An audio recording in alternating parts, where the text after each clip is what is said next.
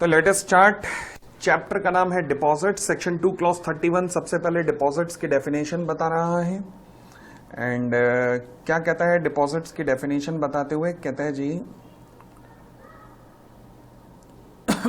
Deposit include any receipt of money by the way of deposits और loans और in any other form by a company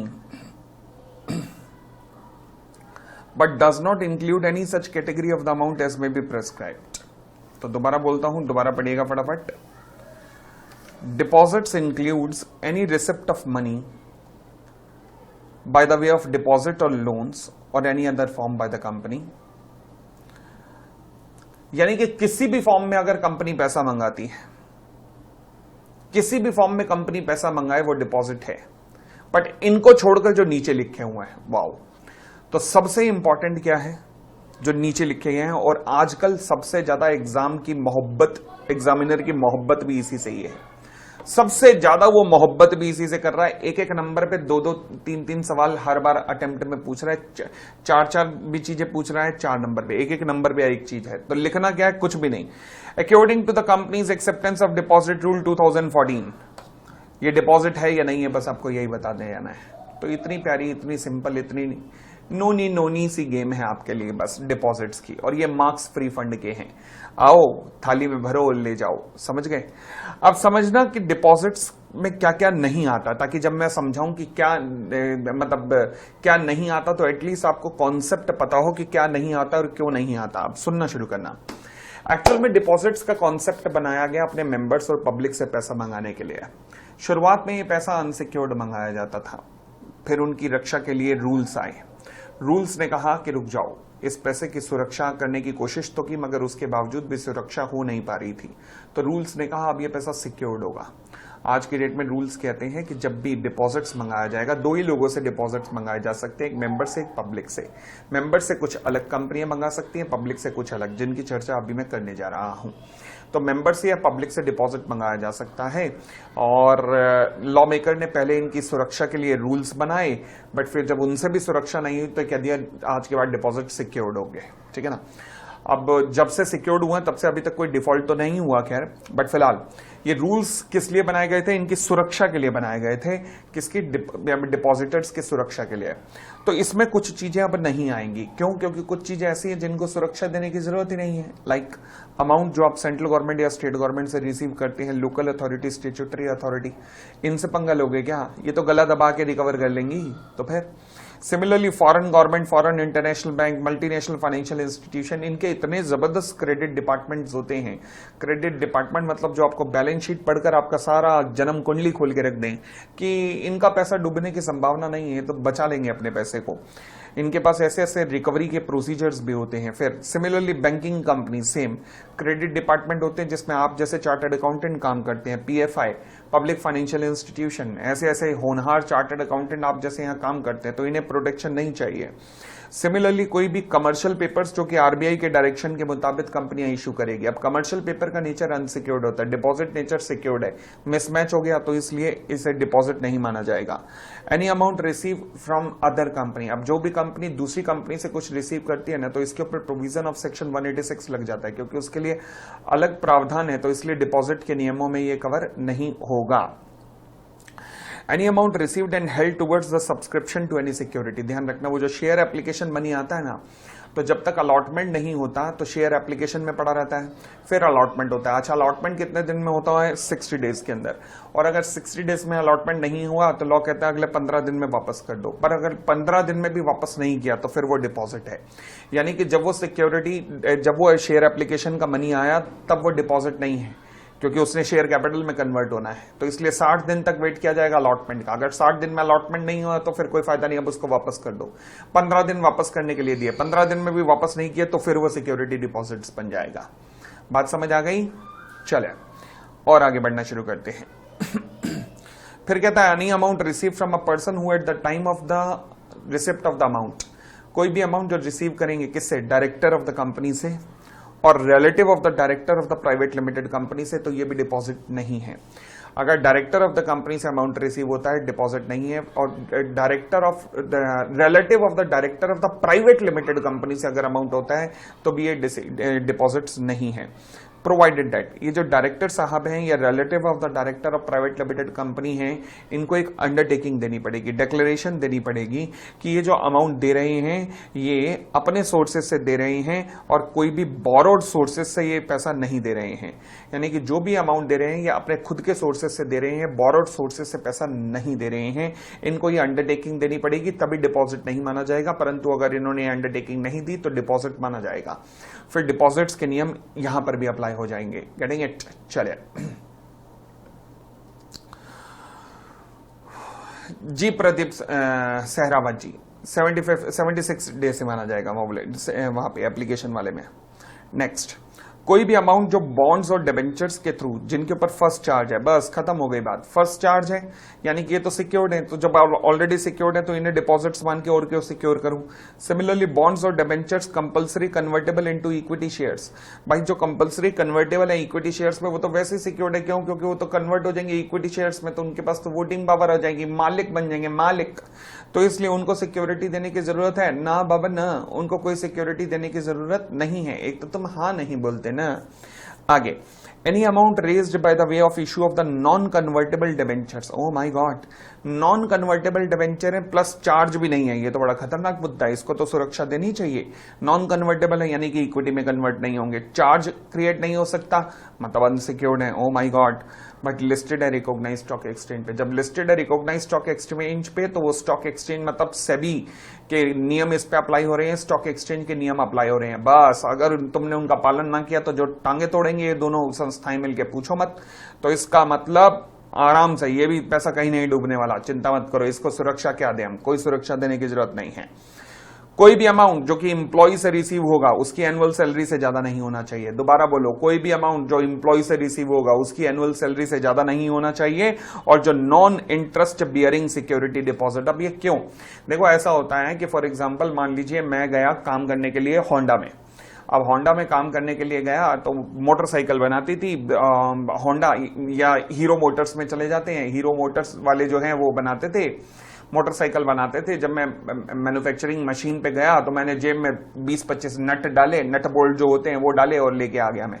ऐसे ही मैं रोज लेके आने लगा। तो भाई साहब मेरा तो हो गया, कंपनी का तो हो गया कांड इस तरीके से, महंगे महंगे 200 रुपए 500 रुपए के नट बोल्ट में जेब में भर के लाने लगा।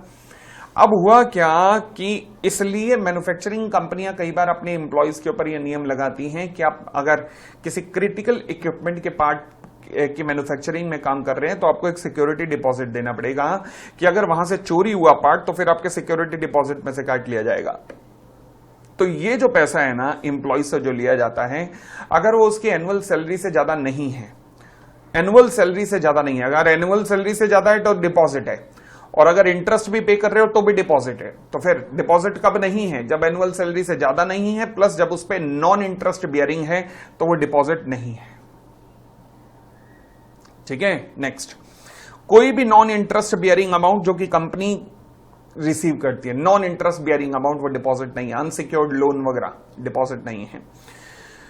Okay, any amount receive for the purpose of the business of the company, यानी कि जो अब फॉर एग्जांपल कंपनी ने गुड्स मैन्युफैक्चर करने, उसके लिए कंपनी को एडवांस आया है, सर्विसेज के लिए एडवांस आया है, क्योंकि उनके अगेंस्ट में गुड्स या सर्विस सप्लाई होनी है, तो वो डिपॉजिट्स नहीं है, क्योंकि डिपॉजिट वो होते हैं जो बिजनेस के एक्सपेंशन के लिए यूज किए जाते हैं। इनके अगेंस्ट तो गुड्स और सर्विसेज डिलीवर होनी है। ठीक है, और आगे बढ़े। Any amount brought in by the promoters. अच्छा, प्रमोटर्स अमाउंट लेके आए, क्यों? क्योंकि बैंक ने कंपनी की वर्किंग कैपिटल की रिक्वायरमेंट थी मान लीजिए 100 करोड़ रुपए की। बैंक ने कहा हम 75 करोड़ तक दे सकते हैं, मगर प्रमोटर्स को भी अपना लाना पड़ेगा कम से कम 25 करोड़, ताकि डेट इक्विटी रेशियो 3:1 रहे, वो एक्सेप्टेबल है हमें। अब क्या मैं कह सकता हूं प्रमोटर को बैंक के लोन की इस कंडीशन के कारण पैसा लाना पड़ रहा है? हाँ, कितना लाना पड़ रहा है? 25 करोड़ रुपए, क्योंकि बैंक ने कंडीशन लगाई है इसलिए लाना पड़ रहा है। The answer is yes, this is called promoters contribution. तो ये जो प्रमोटर जो अमाउंट लेके आया है कंपनी में, क्योंकि बैंक के लोन की एक कंडीशन थी, इसे डिपॉजिट नहीं माना जाएगा। ठीक हो गई इतनी बात, और आगे बढ़ते हैं। कोई भी निधि कंपनी जो अमाउंट एक्सेप्ट करेगी, निधि कंपनी अमाउंट एक्सेप्ट कर सकती है केवल और केवल अपने मेंबर से, वो अमाउंट लेंड कर सकती है केवल और केवल अपने मेंबर को। तो जो निधि कंपनी अमाउंट एक्सेप्ट करेगी अपने मेंबर से वो भी डिपॉजिट नहीं है। सिमिलरली कोई चिट फंड कंपनी अगर अपने अमाउंट रिसीव करेगी अपने मेंबर से तो वो भी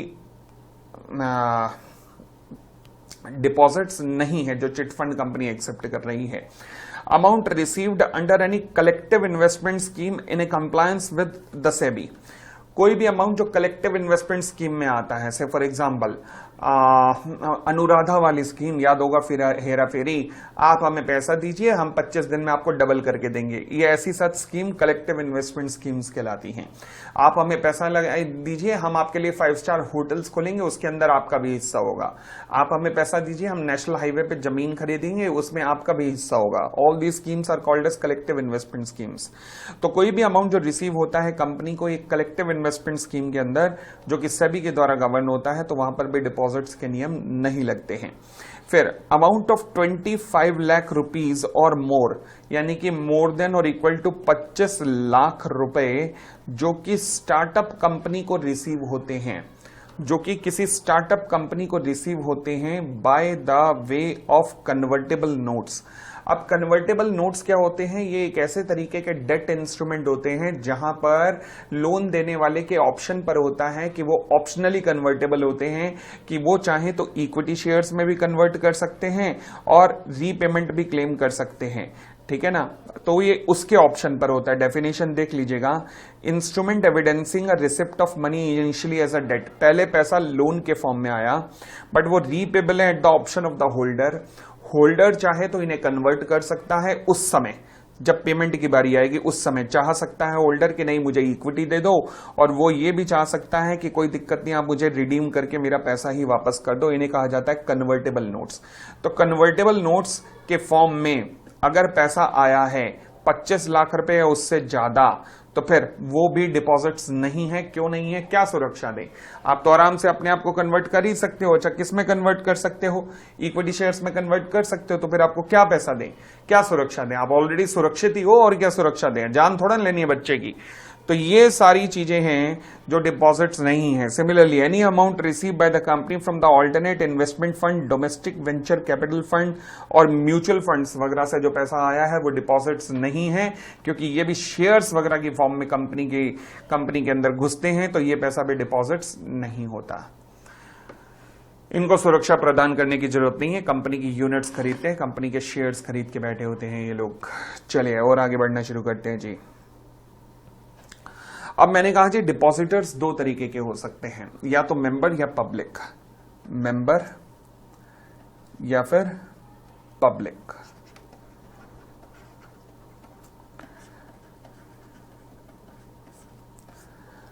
मेंबर कौन सी कंपनियों में डिपॉजिट्स देंगे? देखो जी, कंपनियां भी दो हो सकती हैं, private limited, public limited. Private कंपनियां केवल मेंबर से ही डिपॉजिट्स मंगा सकती हैं। प्राइवेट लिमिटेड कंपनियां केवल और केवल मेंबर से ही डिपॉजिट मंगा सकती हैं। But what about the public limited company? Public limited company deposit मंगा सकती हैं, दो केस में डिवाइड की जा सकती हैं। They might be eligible company और they might be other company. अगर ये अदर्स कंपनी है तो फिर ये केवल मेंबर से ही मंगा सकती है। बट अगर ये एलिजिबल कंपनी है तो ये पब्लिक से भी मंगा सकती हैं प्लस मेंबर से भी मंगा सकती हैं, दोनों से भी मंगा सकती हैं। अगर कोई आप एलिजिबल पब्लिक कंपनी हो तो आप दोनों से मंगा सकते हो, मेंबर से भी पब्लिक से भी। तो अब एलिजिबल कंपनी का मतलब क्या होता है? वो पब्लिक कंपनी जिसकी नेटवर्थ 100 करोड़ और टर्नओवर 500 करोड़ है, वो एक्सेप्ट कर सकते हैं deposits from other than its members. अपने मेंबर्स के अलावा किसी और से भी डिपॉजिट एक्सेप्ट कर सकती है वो पब्लिक कंपनी, अपने मेंबर्स के अलावा किसी और से भी डिपॉजिट एक्सेप्ट कर सकती है। समझ आ गई बात? आगे In addition, the prohibition with respect to acceptance of deposits from the public shall not apply to the following companies. देखो एलिजिबल कंपनीज भी पब्लिक से डिपॉजिट एक्सेप्ट कर सकती है और एलिजिबल कंपनी के अलावा कुछ और कंपनियां भी हो सकती हैं जो कि पब्लिक से डिपॉजिट एक्सेप्ट कर सकती हैं। वो कौन कौन सी कंपनियां हैं जो कि डिपॉजिट पब्लिक से एक्सेप्ट कर सकती हैं? पहला, कोई भी बैंकिंग कंपनी, कोई भी एनबीएफसी, कोई भी हाउसिंग फाइनेंस कंपनी, ये भी पब्लिक से डिपॉजिट एक्सेप्ट कर सकती हैं। तो ले देकर पब्लिक से डिपॉजिट एक्सेप्ट करने की ताकत किन पे है? बैंकों के पास। बैंकों में एफडी नहीं देते, एनबीएफसीज, इनमें भी एफडीआं जमा होती हैं।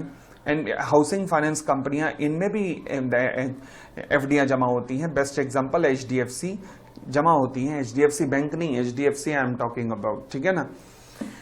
चलिए, और साथ में एलिजिबल कंपनी, ये सब पब्लिक से डिपॉजिट्स मंगा सकती हैं। अब एक्सेप्टेंस ऑफ डिपॉजिट से रिलेटेड मैंने कहा ना, सारा गेम केवल रूल्स का है, सारा गेम केवल रूल्स का है। तो रूल्स क्या कहते हैं? रूल्स ने दो कैटेगरी में बांटा, एक कहते हैं acceptance of deposit from public और एक कहते हैं फ्रॉम मेंबर्स। देखो जी, अगर तो पब्लिक मेंबर से मंगाना है तो केवल ओआर पास करने की जरूरत है, बट अगर आपको पब्लिक से मंगाना है तो फिर एक आपको ध्यान करना पड़ेगा, अगर तो डिपॉजिट 180 सबसेक्शन 1 क्लॉज सी में दी गई लिमिट के अंदर है, सेक्शन 180 सबसेक्शन 1 क्लॉज सी की लिमिट के अंदर है तो ओआर, बट अगर उस लिमिट को क्रॉस कर रहा है तो फिर एसआर चाहिए होगा। अब 180 सबसेक्शन 1 क्लॉज सी की लिमिट क्या है? क्वेरी आई है मीनवाइल स्टॉक ब्रोकर एनबीएफसी में आता है ना बाबा ना, स्टॉक ब्रोकर इंटरमीडियरी है, वो अलग कॉन्सेप्ट है, एनबीएफसी अलग कॉन्सेप्ट है। 180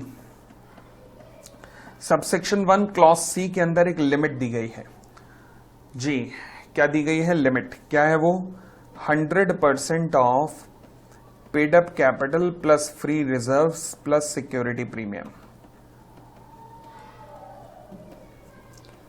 ये सेक्शन 180 सबसेक्शन 1 क्लॉज सी की लिमिट है, 100% of the paid up capital plus free reserves plus security premium. ठीक हो गई इतनी बात, आगे बढ़ सकते हैं। चले, फिर वो कहता है कि आप जब पब्लिक डिपॉजिट्स मंगाना चाह रहे हो, चाहे मेंबर से या पब्लिक से, तो उसके लिए आपको एक नोटिस या एडवर्टाइजमेंट इशू करनी पड़ेगी। हम इसे कहते हैं सर्कुलर, अगर आप केवल मेंबर से मंगा रहे हो, और एडवर्टाइजमेंट अगर आप पब्लिक से मंगा रहे हो। सर्कुलर अगर आप मेंबर से मंगा रहे हो और एडवर्टाइजमेंट अगर आप पब्लिक से मंगा रहे हो, कंटेंट सेम है।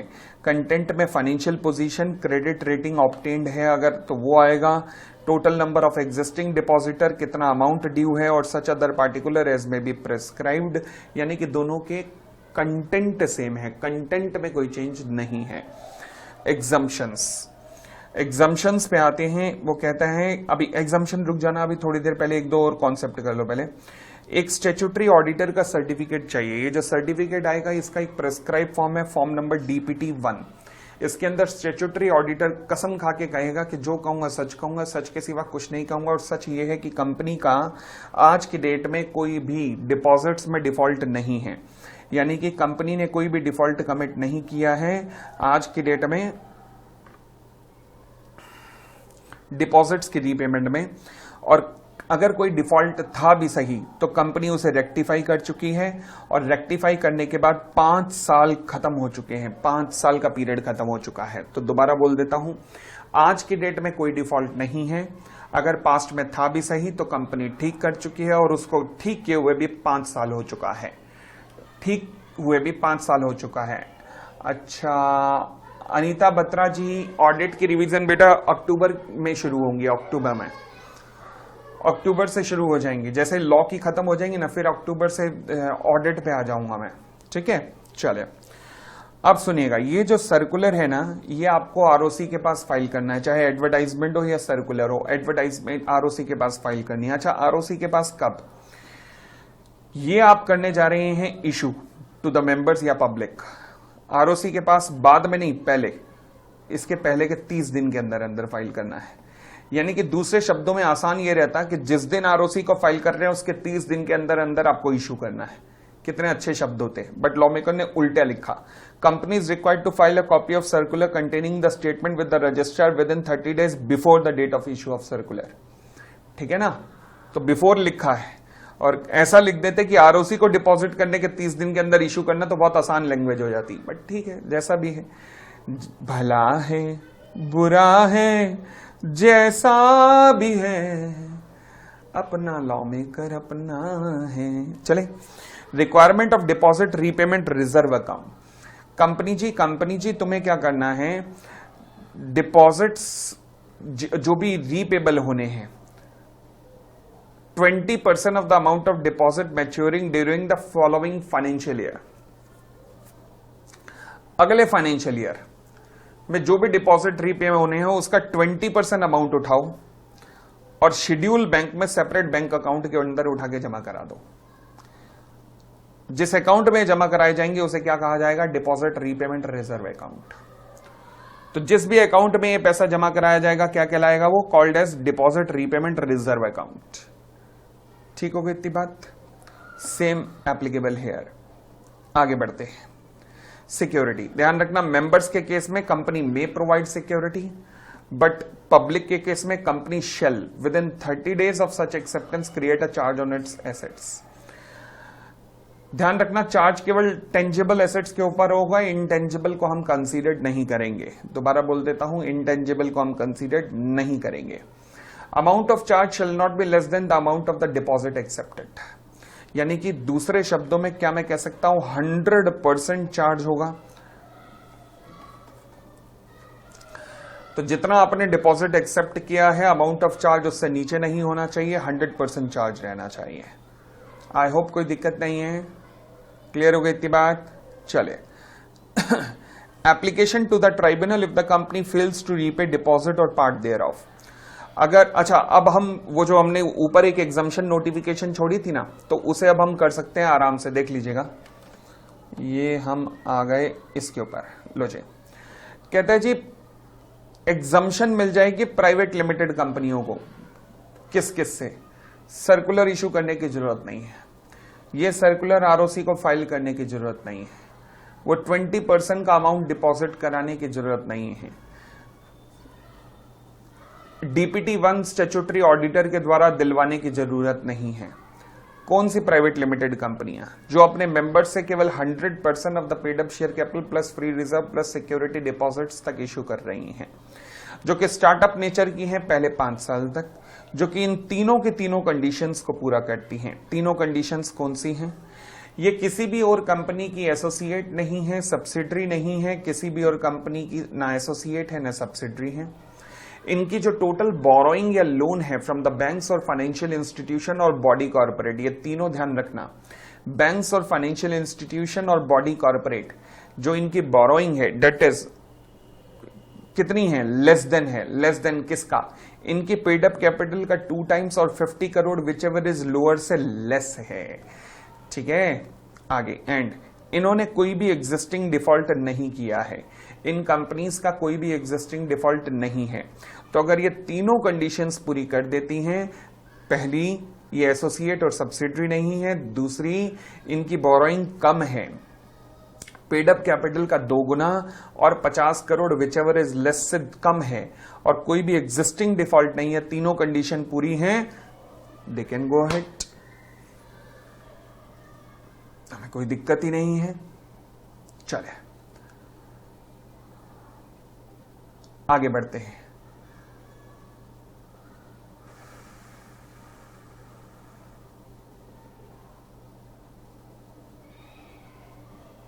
कोई नहीं, अभिराज कुमार जी बहुत बहुत शुभकामनाएं आपको बेटा, गॉड ब्लेस यू, सुखी रहो, खुश रहो।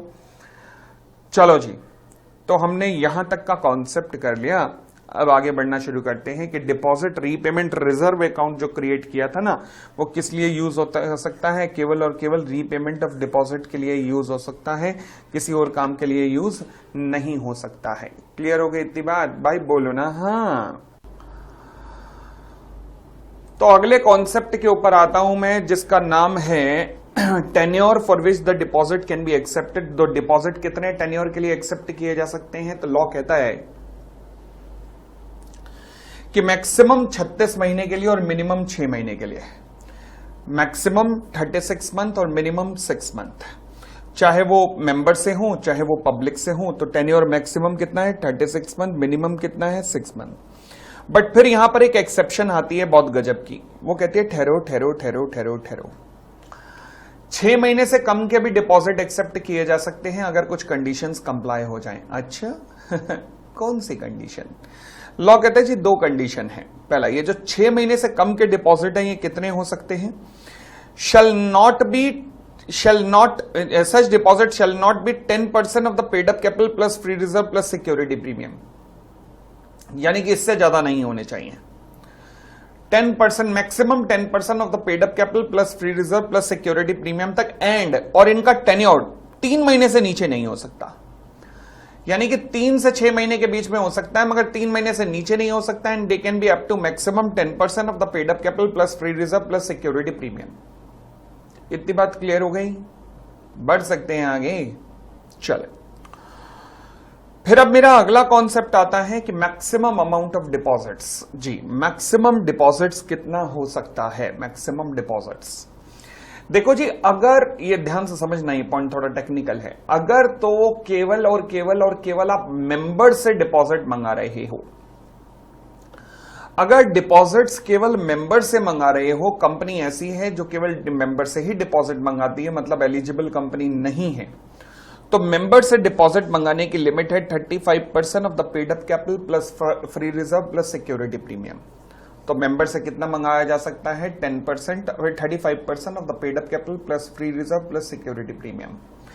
परंतु अगर कंपनी एलिजिबल कंपनी है जो पब्लिक से डिपॉजिट भी मंगा सकती है, तो फिर उस केस में पहली बात, पब्लिक से डिपॉजिट जो मंगाने की लिमिट है वो है 25% या 35%। 35% अगर आप एक गवर्नमेंट कंपनी है, 25% अदर देन गवर्नमेंट कंपनी है। ये तो हुई एक लिमिट। कौन सी लिमिट? पब्लिक से मंगाने की। इसके अलावा पब्लिक के अलावा भी मंगा सकते हो? Answer is yes. किस से मंगा सकते हो? मेंबर से। तो मेंबर से कितना मंगा सकते हो? 10%। किसका? 10% of paid up capital plus free reserve plus security premium. तो ये जो 10% की लिमिट है मेंबर से मंगाने की, ये over and above the public है। The answer is yes. तो 10% मेंबर प्लस 25% पब्लिक अगर आप नॉन गवर्नमेंट कंपनी है, और अगर गवर्नमेंट कंपनी है तो 35% पब्लिक प्लस 10% मेंबर से। इतनी बात क्लियर हो गई? बोलो ना हाँ। चलिए, अब कुछ एग्जम्पशंस हैं प्राइवेट लिमिटेड कंपनी को, जो एग्जम्पशंस दी गई हैं, जरा हम उन एग्जम्पशंस के बारे में भी चर्चा शुरू कर लेते हैं कि कौन कौन सी एग्जम्पशंस हैं। पहली बात कहता है जी, प्राइवेट लिमिटेड कंपनी जो है वो डिपॉजिट एक्सेप्ट कर सकती है अपने मेंबर से। कहां तक? नॉर्मल लिमिट 100% की है, नॉर्मल लिमिट 35% की है, बट जैसे ही मेंबर से एक्सेप्ट करने की, बट जैसे प्राइवेट कंपनी की बात करूं तो वो कहता है 100% तक। 100% of the paid up capital plus free reserve plus security premium तक प्राइवेट लिमिटेड कंपनी एक्सेप्ट कर सकती है। फिर कहता है कि मैं रुको, कोई लिमिट ही नहीं है,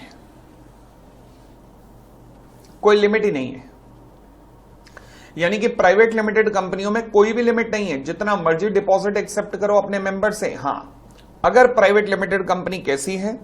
प्राइवेट लिमिटेड कंपनी एक स्टार्टअप नेचर की है, या फिर प्राइवेट लिमिटेड कंपनी ऐसी है जो कि इन तीनों कंडीशंस को पूरा कर रही है।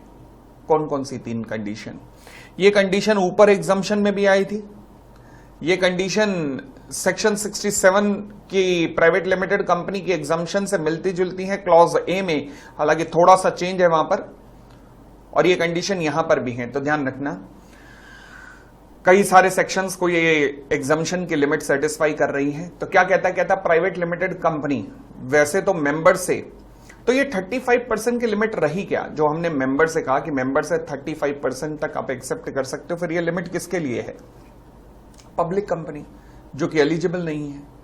तो वो पब्लिक कंपनी जो कि एलिजिबल नहीं है वो 35% तक एक्सेप्ट कर सकती है। प्राइवेट लिमिटेड कंपनी सभी की सभी जो मेंबर से एक्सेप्ट करना चाहती है 100% तक कर सकती है।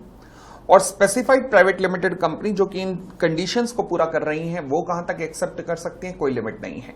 3 कंडीशन प्रोवाइडेड, 3 कंडीशन। पहली कंडीशन कौन सी है? ये कोई भी एसोसिएट या सब्सिडरी नहीं है किसी और कंपनी की, ना तो एसोसिएट है ना सब्सिडरी है किसी और कंपनी की। दूसरी बात, इस कंपनी की बोरोइंग फ्रॉम द बैंक्स और फाइनेंशियल इंस्टीट्यूशन और अदर बॉडी कॉर्पोरेट कम है। किससे कम है? इसकी पेड अप कैपिटल के 2 टाइम्स और 50 crore rupees which ever is lower से कम है। एंड जितनी भी इसकी बोरोइंग है, इसने किसी में भी कोई भी डिफॉल्ट नहीं किया है, यानी कि such a company has no existing default.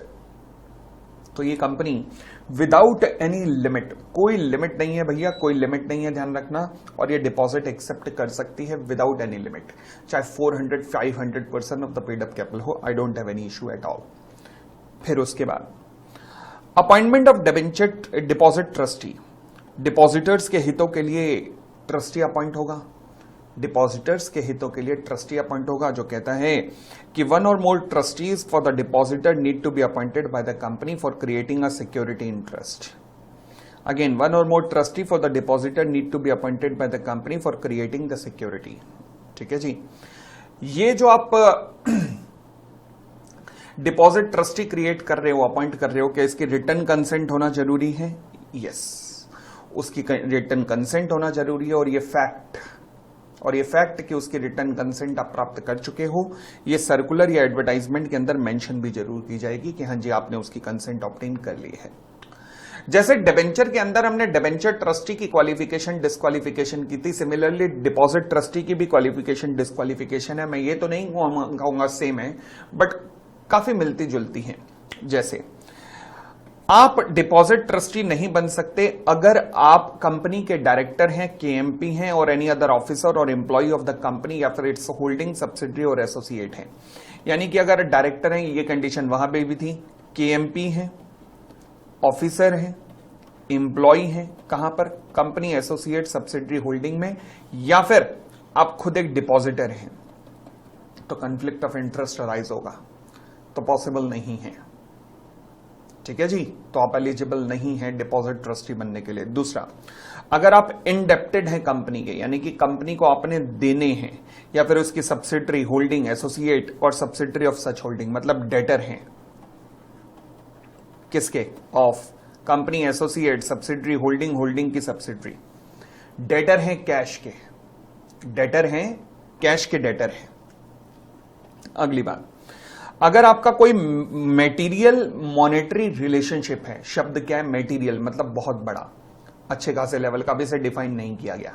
Pecuniary मतलब monetary relationship with the company है। एक वर्ड होता है रिलेशनशिप और एक वर्ड होता है ट्रांजैक्शन। ट्रांजैक्शन डिनोट करता है इवेंट और रिलेशनशिप डिनोट करता है series of event. Series of event मतलब अगर मैं गया डोमिनोज के पास, मैंने कहा ए डोमिनोज वाले जरा पिज्जा तो खिला, उसने पिज्जा खिलाया।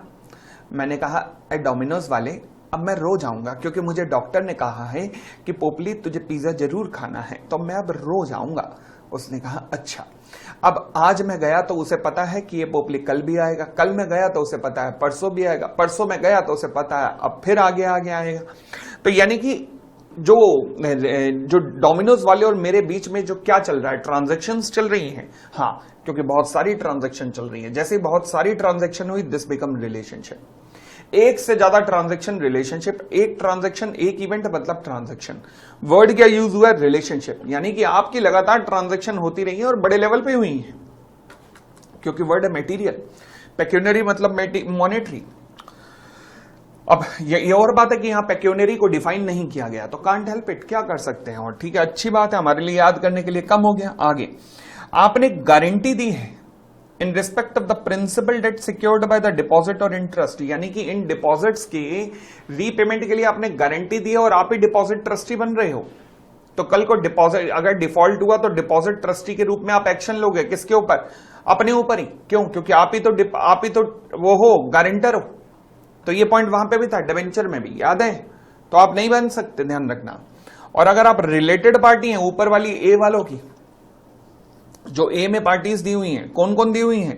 डायरेक्टर, केएमपी, प्रमोटर वगैरह, ये सब। अगर आप इनके रिलेटिव हैं तो भी आप नहीं बन सकते, या फिर अगर आप डिपॉजिटर के रिलेटिव हैं, क्योंकि यहां पर ए पॉइंट में डिपॉजिटर भी दिया हुआ है, तो अगर आप डिपॉजिटर के भी रिलेटिव हैं तो भी आप क्या डिपॉजिट ट्रस्टी बन सकते हैं? द आंसर इज नहीं बन सकते। डिपॉजिटर के ट्रस्टी हैं तो भी नहीं बन सकते। क्लियर हो गई इतनी बात? और आगे बढ़ते हैं जी। चलिए, रिमूवल ऑफ ट्रस्टी। अगर आप डिपॉजिट ट्रस्टी को रिमूव करना चाहते हैं, याद करो जी, डिबेंचर ट्रस्टी का भी रिमूवल का सेक्शन था, यहां पे भी वही है। हाँ जी, डिपॉजिट ट्रस्टी को रिमूव करना चाहते हैं तो कर सकते हैं, हाँ, मगर कंडीशन क्या है कि जितने डायरेक्टर बोर्ड मीटिंग में आए हैं, all the director present at the meeting of the board, उन सबकी कंसेंट ले लो।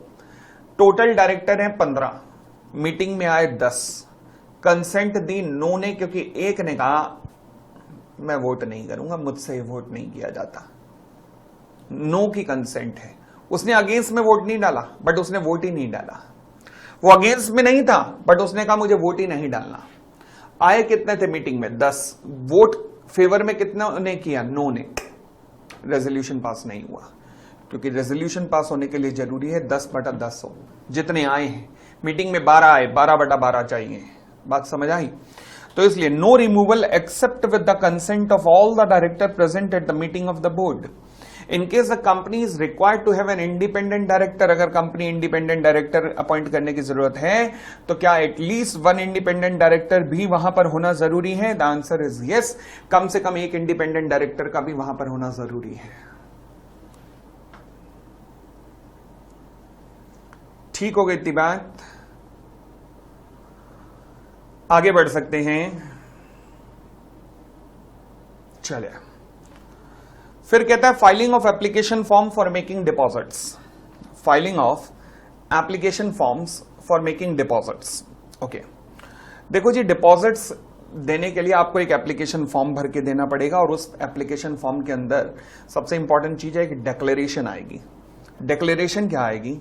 कि ये जो डिपॉजिट दे रहा हूं, ये मैं अपने फंड से दे रहा हूं, मैं मार्केट में पैसा बोरो करके नहीं दे रहा हूं। पैसा बोरो करके नहीं दे रहा हूं, क्योंकि पैसा बोरो करके कंपनी को डिपॉजिट के रूप में देना कल को वो बैंकिंग सिस्टम के लिए भी खतरनाक है, आपके लिए भी खतरनाक है। क्योंकि आपने किसी से पैसा उठाया, जैसे फॉर एग्जांपल बैंकों से आपने पैसा उठाया, और बैंकों से अगर पैसा उठाया तो बैंकों का पैसा ऐसी कंपनियों में लग रहा है जहां बैंक इन्वेस्ट नहीं करना चाहते थे, क्योंकि आप तो करना चाह रहे हो, वहां पे बैंक नहीं करना चाहते थे, तो इसलिए गलत है। तो बोरोइंग से नहीं, अपना खुद का पैसा इन्वेस्ट करना चाहते हो करो, तो इस बात की डिक्लेरेशन भी देना कि ये मेरा पैसा है और बैंकों का पैसा नहीं है, किसी और का पैसा नहीं है। ठीक है ना? ताकि कल को कोई बैंक वगैरह एक्शन ना ले पाए कंपनी के ऊपर कि हमारा पैसा हमें दे। भाई हमने तो डिक्लेरेशन ली थी कि इसका पैसा है इस व्यक्ति का। ठीक है? Deposit in the joint name. क्या डिपॉजिट ज्वाइंट नेम में हो सकता है? हाँ, मैक्सिमम 3 लोगों तक के नाम हो सकता है, 3 लोगों के नाम। अब जब ये ज्वाइंट नेम पे डिपॉजिट एक्सेप्ट किया जाएगा तो कैसे एक्सेप्ट किया जाएगा? लिखा जाएगा ज्वाइंटली, आइदर और सर्वाइवर, फर्स्ट नेम और सर्वाइवर, एनीवन और सर्वाइवर। अब इन दोनों में फर्क क्या है? आइदर और सर्वाइवर, एनीवन और सर्वाइवर। आइदर वर्ड यूज किया जाता है वेयर 2 है, और एनीवन और सर्वाइवर किया जाता है फॉर मोर देन 2। 2 से ज्यादा के लिए एनीवन और सर्वाइवर, और 2 के लिए आइदर और सर्वाइवर। ठीक है जी? चले, जैसे ही आप डिपॉजिट जमा कराएंगे 21 डेज के अंदर अंदर आपको डिपॉजिट रिसिप्ट इशू हो जाएगी। 21 डेज के अंदर अंदर आपको डिपॉजिट रिसिप्ट हो जाएगी जैसे ही डिपॉजिट आप जमा कराएंगे। तो डिपॉजिट रिसिप्ट कितने दिन में? With in 21 days. I hope clear है, कोई दिक्कत नहीं है। चले, disclosure in the financial statement. ध्यान रखना, पब्लिक कंपनी तुम्हें डिस्क्लोजर क्या करना है? अपनी फाइनेंशियल स्टेटमेंट में डिस्क्लोज जरूर करना है कि क्या आपने कोई डिपॉजिट एक्सेप्ट किया है अपने डायरेक्टर से, पब्लिक कंपनी को। सिमिलरली यहां पे भी कि क्या आपने डिपॉजिट एक्सेप्ट किया है अपने डायरेक्टर से। और प्राइवेट कंपनी को क्या बताना है कि क्या आपने डिपॉजिट एक्सेप्ट किया है अपने डायरेक्टर से या डायरेक्टर्स के रिलेटिव से। कि क्या आपने डिपॉजिट एक्सेप्ट किया है अपने डायरेक्टर से या डायरेक्टर के रिलेटिव से। याद है क्या डिपॉजिट नहीं है, वहां पर यह चीज आई थी। चले, penal rate of interest. Company अगर डिपॉजिट की रीपेमेंट में आपने गड़बड़ कर दी तो फिर 18% का इंटरेस्ट लग सकता है, 18% का। क्रेडिट रेटिंग मेंबर्स के लिए अगर मंगा रहे हो तो जरूरी नहीं है, बट पब्लिक से मंगा रहे हो तो यस, एलिजिबल कंपनी शेल लिखा है, तो उन्हें क्रेडिट रेटिंग ऑब्टेन करनी पड़ेगी। Yes, from the recognised credit rating agency से ऑब्टेन करनी पड़ेगी। Next point, premature repayment of deposits. क्या यह पॉसिबल है कि डिपॉजिट्स का पैसा समय से पहले ही वापस दे दिया जाए? मांग सकता है, बिल्कुल मांग सकता है बंदा, मगर कब? 6 महीने बाद, उससे पहले नहीं। 36 महीने का डिपॉजिट है, 6 महीने बाद मांग सकते हो। ठीक है? तो इंटरेस्ट कैसे मिलेगा? सर इंटरेस्ट में तो बड़ी गड़बड़ है। फॉर एग्जांपल 36 मंथ का था, आपने 1 ईयर एंड 7 मंथ के बाद मांगा, तो आपको पूरा इंटरेस्ट मिलेगा, 2 years इंटरेस्ट मिलेगा। बट आपने 1 year एंड 5 months के बाद मांगा तो आपको 1 year इंटरेस्ट मिलेगा। बात समझ आ गई? तो ये कॉन्सेप्ट है प्री मैच्योर का। तो प्री मैच्योर पे आपको इंटरेस्ट मिलेगा। अच्छा, इंटरेस्ट कितना मिलेगा?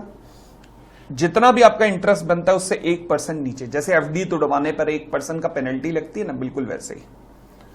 6 महीने से पहले, ध्यान रखना, प्री पेमेंट पे पूछ सकता है। 6 महीने से पहले प्री पेमेंट नहीं होगी, 6 महीने बाद हो सकती है। जो भी एलिजिबल इंटरेस्ट था -1% कर देना। जो भी एलिजिबल इंटरेस्ट था -1% कर देना। अगली बात, अगर डिपॉजिट 6 महीने से ज्यादा पे हुआ है किसी ईयर में, लेस देन 6 मंथ है, तो उसे उस ईयर को एक्सक्लूड कर देना। 1 year 5 month, क्योंकि 6 महीने से कम है तो फिर 1 year का मिलेगा, इन 5 months का नहीं मिलेगा। और अगर 6 महीने या 6 महीने से ज्यादा है तो पूरे साल का इंटरेस्ट मिलेगा। 1 year 7 months मींस 2 years का इंटरेस्ट मिलेगा। ठीक हो गई इतनी बात? हाँ जी, एक क्वेश्चन आया है, डिपॉजिट का फर्स्ट लेक्चर क्या है? बेटा इस लेक्चर के बाद इसका मैराथन अपलोड हो जाएगा, वहां देख लेना आगे। फिर लॉ कहता है कि रिडक्शन जो हुआ है ना रेट ऑफ इंटरेस्ट में, debt is not applicable. Reduction नहीं होगा, नहीं किया जाएगा रिडक्शन। कब? रेट ऑफ इंटरेस्ट में, यानी कि वो जो 1% माइनस किया ना वो नहीं होगा। कब नहीं होगा? अगर मान लीजिए कंपनी डिपॉजिट्स की लिमिट को क्रॉस कर गई है, गलती से ज्यादा डिपॉजिट आ गया है, तो कंपनी अब उसे मैनेज करने के लिए रीपे कर रही है, तो कोई दिक्कत नहीं है, कंपनी की गलती है, तो पीनल इंटरेस्ट किस बात का कोई नहीं। और दूसरा, हमारे आर्मी ऑफिसर्स को, चाहे आर्मी हो, चाहे नेवल हो, चाहे मिलिट्री हो, चाहे एयरफोर्स हो, इनके ऑफिसर्स को अगर मान लीजिए प्री मैच्योर ये डिपॉजिट कराते हैं वॉर टाइम्स पे, तो हमें कोई दिक्कत नहीं है। हमें कोई दिक्कत नहीं, हम इनको पीनल इंटरेस्ट चार्ज नहीं करेंगे, ये और इनकी फैमिलीज। ठीक हो गई इतनी बात? और आगे बढ़ते हैं। Punishment for the contravention of section 73 और 76, ये है सेक्शन 76 कैपिटल ए। तो अगर कंपनी आपने मेंबर से डिपॉजिट एक्सेप्ट करने में या पब्लिक से डिपॉजिट एक्सेप्ट करने में कोई भी धज्जियां उड़ाई, डिपॉजिट्स फ्रॉम मेंबर्स या फिर डिपॉजिट्स फ्रॉम पब्लिक,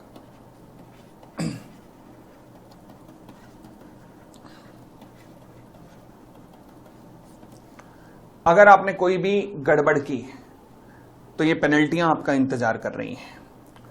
कहता है डिपॉजिट तो रीपे करना ही करना पड़ेगा, उसके अलावा कंपनी के ऊपर मिनिमम 1 करोड़ और 2 गुना of deposit whichever is lower का फाइन और 10 करोड़ तक जा सकता है। अब कंपनी को इंप्रिजनमेंट तो होगी नहीं। ऑफिसर इन डिफॉल्ट के ऊपर 25 लाख से लेकर 2 करोड़ तक का फाइन लग सकता है और इंप्रिजनमेंट 7 साल तक की हो सकती है। ओके, अगर ये पता लग गया कि ऑफिसर ने जो डिफॉल्ट किया है वो जानबूझ के किया है, इंटेंशनल किया है, तो ये फाइन तो लगेगा ही लगेगा। He shall be liable for action under section 447 as well. 447 मतलब वो फ्रॉड का भी दोषी हो जाएगा। क्लियर हो गई इतनी बात? बढ़ सकते हैं। तो ये जी हमारा चैप्टर था जिसका नाम था डिपॉजिट्स।